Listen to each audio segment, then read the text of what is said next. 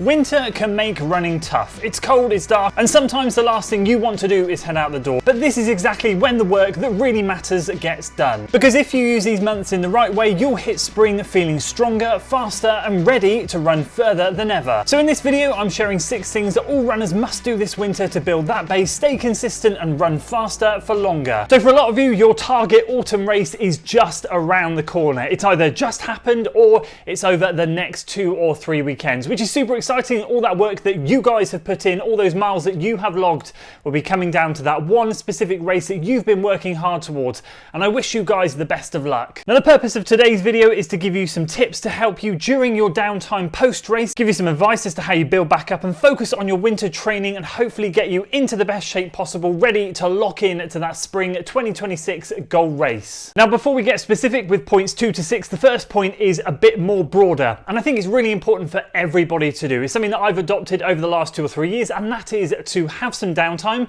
after your race, regardless of what race you run, mentally deload, and use that time to sit down, think about how the year has gone, what's gone well, what's not gone well. Have you had a flawless year? What do you put that down to? Have you had an injury hampered year, or have you just stopped and started all year for various reasons? Now's the time to sit down, take stock, and take note. Now when I say downtime, I'm not necessarily telling you to down tools and stop running.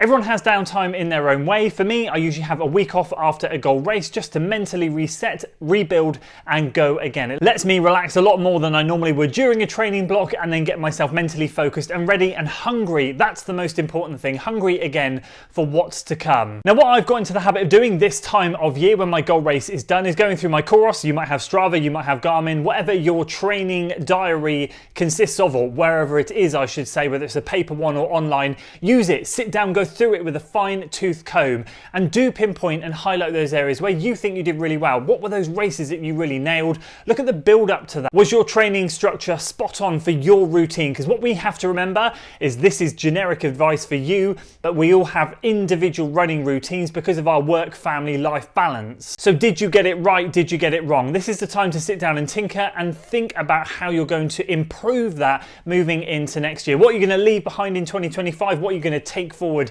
into 2026. Now let's get a little bit more specific, although I have talked about this a fair bit recently. That is to work on your aerobic base, work on your aerobic engine over winter. Again, a very generic thing that you hear from me and probably a lot of people out there on the internet, but let's dive into exactly what that means.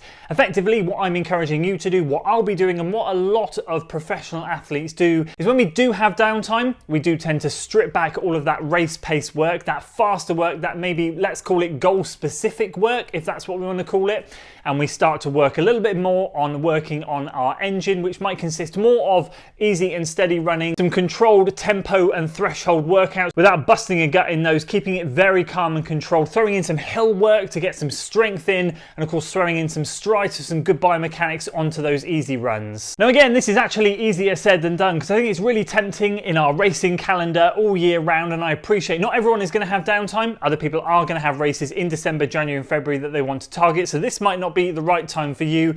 But it is about taking a step back, taking a bit of stress off the body and trying to get your body into a good regular rhythm. What I always like to say to my athletes and what I like to say to myself is speed comes from strength. Running faster for longer comes from strength. Being a stronger runner promotes faster running. And the only way to get strong is to have periods where you focus on working on goal pace and goal work, shall we say, for a specific race, and then having downtime that will allow you to take that away and then work on those lower end zones, zones 1, 2 and 3 if you want to work in heart rate zones. Also getting in some strong threshold work, trying to push your ceiling up from underneath without kind of trying to drag it up from the top by doing really fast speed work. Being a little bit cautious with how you approach those workouts, but using strides on your easy runs to really get those legs turning over nice and fast, and of course, as I said, get some of those hills in for strength, so that when you do get to that faster stuff and when you do layer on that speed in that specific phase of training, you are strong enough to handle it, and most importantly, importantly, you can capitalize on the work that you're putting into your body. Your body will appreciate it and you will get faster. If you layer that speed on without the foundation, you might feel fast, but you're going to feel fragile. You're certainly not going to feel fast and strong. Number 3, get a goal race in spring booked up. Maybe 1, maybe 2, maybe 3. Now for me personally, I love to race through winter. This is a fun time of year for me, and actually it helps me get through those darker months, to be honest with you. I love to inject a little bit of fun in December, January and February. My goal races obviously will come in March and April, and I'll end up targeting something in there. But we have here around where I am in the southwest of England a load of great local small races that I can jump into and use as sessions, or even mini goal races if I want to try and set a PB in a certain distance, and that keeps the fun alive in winter. What we have to remember is during that goal specific phase that we're training for a specific race, sometimes we might back off from racing a little bit, sometimes we might prioritize training, and sometimes we really might get tunnel vision towards that one race, and therefore everything else tends to fall by the wayside. For some of us, not all of us, but for some of us. Not only do we get to go and burn off a bit of steam in those local races, we get to cut loose a bit and go and have some fun, and that is the key. If we're super serious all year round, not only will our body get burnt out, our mind will get burnt out, and it's so important for us to just have a little bit of fun. Cross country season is here as well, so for you guys doing cross country, this is also a great time to get stuck into that side of things too. And just before we get onto number 5, where I think you guys are going to see a lot of benefits if you implement this, number 4, address some of those niggles that you picked up in the year. When you're reflecting in point 1 and you think back through the year, were you hampered by any niggles? Were you hampered by any injuries? Something that's recurring, something that you just can't seem to nip in the bud? Get this goal race out of the way and let's address that through the winter with a little bit of strength and conditioning. Now for me, after London Marathon in 2022, I went to town on strength and conditioning and did 3 big sessions a week leading into Newport Marathon 2023. That's where I set my PB, and that's where I felt at my strongest. Since then, I have backed off slightly from doing 3 big sessions, but I do make sure I do a couple of decent sized sessions a week, plus lots of small daily routines that I implement, whether it's calf raises while I'm brushing my teeth, whether it's walking lunges as I get out of the house, whether it's glute bridges whilst I'm watching TV, or sitting in a deep squat just to open up the hips instead of sitting on the sofa. All of these little things that I've just implemented since then has allowed me to be a lot more injury free and feel a lot stronger in general. I must admit, and I am going to touch wood here, I haven't had a major injury for a very long time, and I do attribute that to the fact that I have made a more conscious effort in addressing my weaknesses and just making sure that in my weekly routine I'm doing something to address those issues. I highly encourage you guys to do that as well. Number 5, this is where I think you are going to see a big increase if you have the ability and capacity to do this. Over winter, let's increase your load very, very slightly. So what do I mean by that? Let's say you're a runner that averages 60 to 70k a week during your peak training, or 80 to 90, whatever you want to do. And then when you come back to your, let's call it maintenance mode, when you're going through winter, just ticking over the miles, waiting for your next specific block, you tend to sit at 30 or 40k, or maybe 50 or 60k. So 10 or 20k less than what you would do in a peak training block. Let's just try and take that up by 5k a week, or maybe even 10k as you get into winter. Obviously build up slowly with it, get comfortable with it, but start off potentially by increasing your warm-ups on the way to your workouts from 10 minutes to 15 minutes, increasing a couple of those easy runs by a couple of K a week, and just taking that small step up on the ladder. So if you just think about it that you're on this bottom ladder here and you take 2 steps up when you come to do your specific training block, and then back in winter you take 2 steps back down, you sit back down here, then the next goal block you're going to go back up here.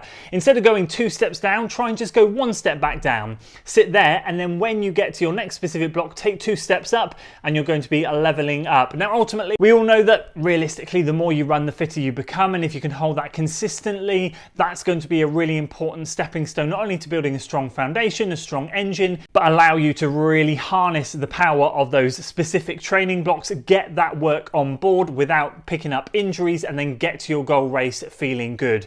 So if you can and have the capacity, because I appreciate everyone's routines are different, do try and think about how you can potentially level up this winter by adding a few K on here or there, and then as you get into January, February, adding a few more on there, so that you've not taken 2 steps back down the ladder, but just 1 where you're waiting and sat poised to get back into that specific block and level up. And finally, probably the most important one for your mental state, to be honest with you, through winter, because we do appreciate that these are dark nights and short days.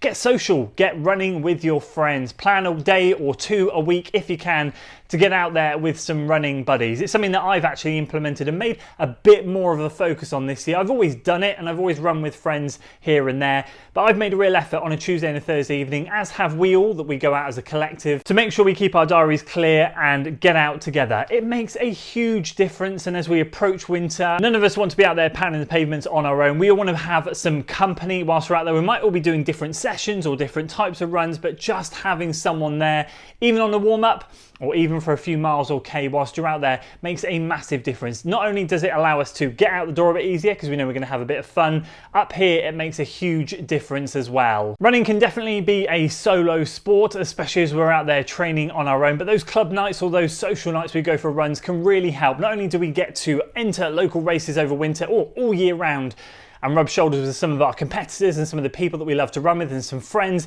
and just have a good catch up, we can do that in the week as well and make it a little bit less of a solo sport and a little bit more of a social one. So there we go. Those are the 6 things that I would highly encourage you guys to do over this winter. If you can take that next step up the ladder, if you can just increase things slightly, if you can take some time to reflect and you can strip out some of that race day work and really focus on building up your aerobic engine, you will feel so much better when you come to spring, so much better when you come to that specific block, and you'll feel like a brand new runner. As always, I'd love to throw it back to you guys and ask what you plan to do this winter. Are you jumping into cross country? Are you jumping into any local road racing series? What are your plans? Are you going to be doing any of the 6 things that I mentioned, or have you got your own strategies to help you level up this winter? Please do drop a comment below. It'd be great to hear from you down there. And if you enjoyed this video, guys, I'm going to leave a link on screen to a long run video here, which kind of couples in with what we've been talking about today, leveling up. Hopefully this one will help some of you guys out there, or if you're interested in seeing how my recent marathon training has gone, my latest week of training, I'll leave that down here, and hopefully I'll see you guys over on one of those.